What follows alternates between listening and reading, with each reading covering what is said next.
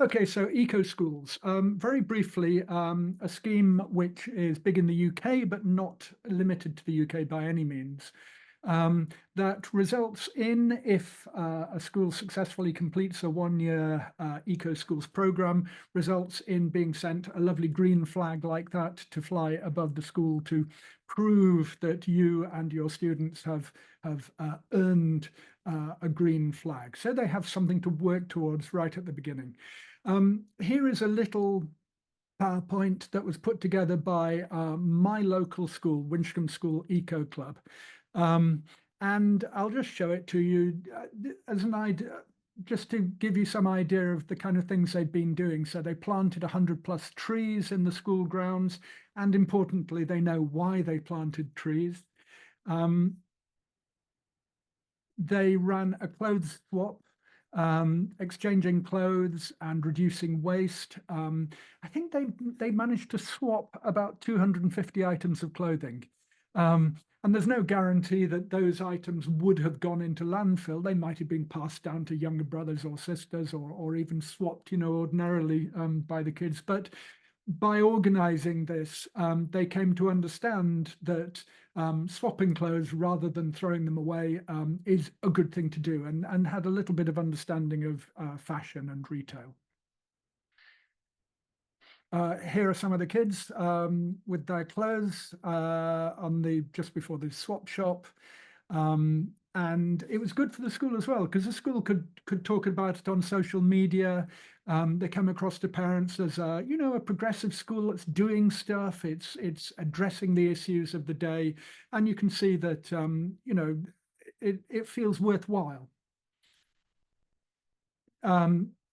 Kids have also done litter picking around the school grounds. Typically, litter picking has been used by the local school as sort of a bit of a punishment, and fair enough. If you drop litter, then you should certainly go and pick it up again, and maybe pick up other people's litter as well. But actually, funnily enough, the kids really enjoy litter picking and want to do it as part of their activity and not as a punishment. They just like the idea of tidying up their school campus a little bit. They've also had talks, and as I say, they learnt about hedgehogs and swifts. They actually sort of put up some swift boxes in the school grounds, or they helped to put up some swift boxes to help these endangered birds. They had a talk about the possibility of employment within environmental organizations, and so on. They did some recycling. They recycled 15 kilos of batteries in no time at all. All they did was they went into the school assembly. They said, we're going to start recycling batteries. This is why we're doing it. Can you bring your batteries from home? And the whole school responded fantastically. So there you go, lots of batteries then being recycled rather than ending up in the bin.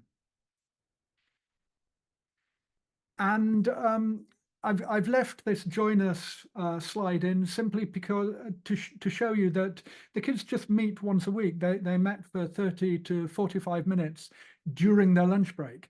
So they're there in the classroom eating their sandwiches, and their teacher is eating her lunch as well, giving up her lunch break. Why do they come? Well, partly I did ask them actually, and some of them said, well, it was cold. So this was a nice warm place in the school where we could come. And actually some of those kids who joined us because it was a nice, warm, friendly space in the school ended up being some of our biggest, I wouldn't call them eco warriors, but biggest evangelists for what we're doing really, and really got into the idea of doing something about the state of the environmental state of the world at the moment. So eco schools is not just for UK schools. I did a quick check, and they have this part of their website called ecoschools.global. So wherever you are, if you're thinking about working with a little team of pupils up to 18, I guess, then you could take advantage of this program. And again, just a quick look at the map showing that this is happening all over the world. So wherever you are, you should be able to take advantage of the Eco Schools program. It doesn't cost anything to sign up. And once you sign up, you'll get a little dashboard like the one that you can see in front of you here. And you can, if you want, work through these different steps, hopefully getting enough points to earn a green flag. And if you earn your green flag and you want them to send you a green flag, then you do have to pay £200. But you may not want to take that last step. You might. I mean, for our local school, they thought, yeah, that's a nice thing to do. It can prove the attainment of the students.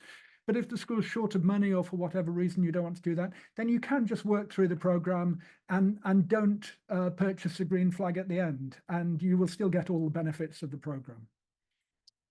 So when you log into your dashboard, each of these areas has a resources section, and the Eco Schools team will send you monthly and sometimes more emails like the ones you can see on the screen here, full of ideas for what to do with your kids. So if you're kind of thinking, well, I'd like to run a little team of students, an eco club, if you like, but I'm not too sure where to start, or I'm not too sure what we should be doing, sign up, because they will send you, Eco Schools will send you these incredibly helpful emails full of ideas.